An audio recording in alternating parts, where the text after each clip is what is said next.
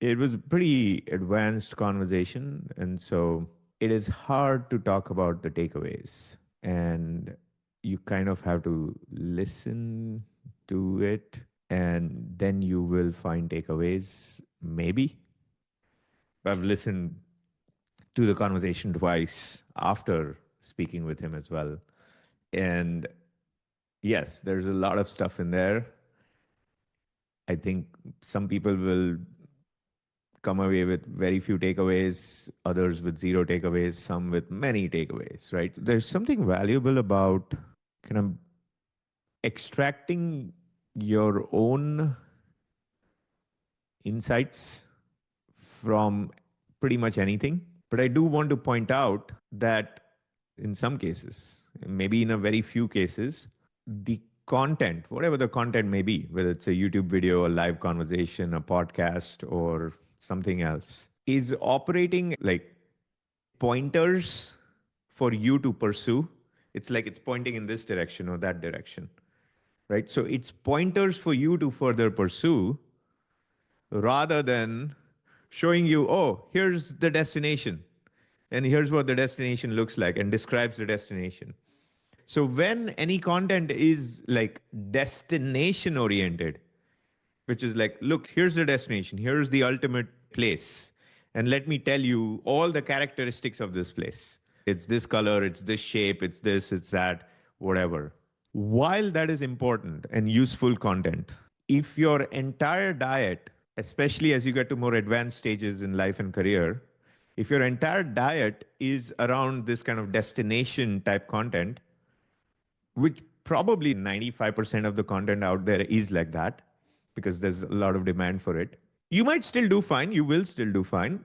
I would just say you might be missing out on that kind of next level of what's possible, right? So, this pointer based content is like, look, this is a direction that may be worth pursuing.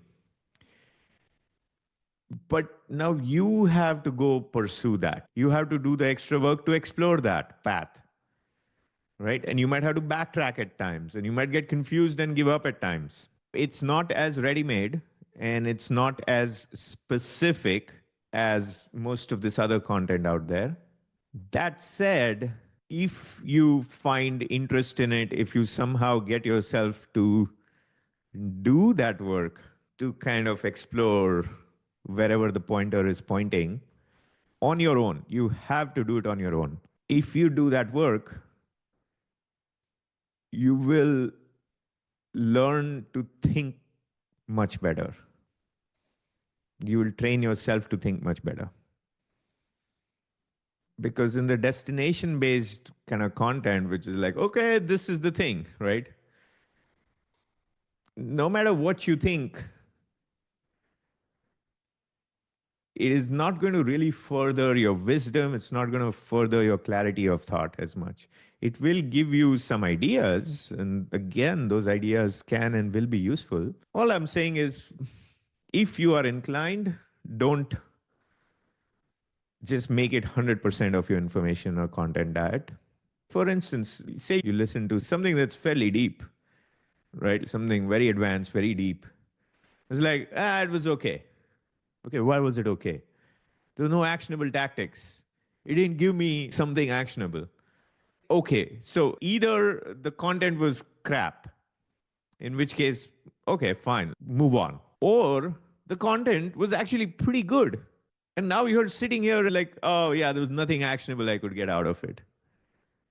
So, where's the problem? Where does the problem lie? Does it lie with the content or does it lie with the consumer of the content? And at this point, very smart people, they raise the, oh, but if I keep this kind of attitude, there's just so much out there, I will drown in information and content and I don't even know what is correct content or not. Yes, yes, there is some degree of judgment required to even know which pointers are worth pursuing. Again, if you want to get to the highest levels of anything, it can be very frustrating because in order to even know which pointers to actually take seriously, whose pointers to take seriously, you need some talent. You need some taste. You need some judgment. And if you don't have that, or if you claim you don't have that, which is like, how the heck do I know it's not going to work for you? So then you'll continue seeking like this kind of, hey, what were the three takeaways, et cetera, etc. Instead of this approach of like, okay, I was given a few pointers. Now I'm going to think on my own. I'm actually going to think as I explore the space indicated by these pointers. Frankly, I only learned this in the last 5, 6 years.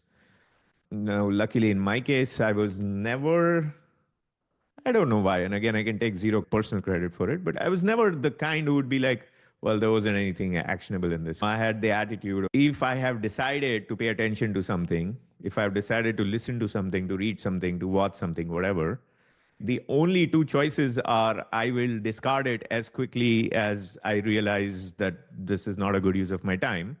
Or if I do not discard it, then now the onus is entirely on me to get what I want out of it. I'm not doing the speaker any favor by listening to them and considering their ideas. The only person I'm benefiting, the only individual I'm benefiting by doing so is myself. And why wouldn't I do it? So, in some ways, it's the purest form of selfishness, which is I'm not doing this for anybody. I'm doing it for myself. When you learn from someone, don't think you're doing them a favor. When you think that, what you're doing is you have a very hierarchical kind of mindset where for you, some people are above, other people are below. I am learning from someone, so I'm placing them above, I'm putting them up on a pedestal, and now I will learn from this person because I can see myself being below them, but I'll not learn from this other person because how dare they be above me? So all of that is garbage, right? That just gets in the way of benefiting the only entity that will ever benefit from any learning, which is the consumer, which is yourself. Overall, net net, pursue some pointers rather than just explicit, this is what I want you to think, this is I want what I want to sell you on, this is a specific thing I want you to do, all of which is valuable, but don't make it 100% of what you consume.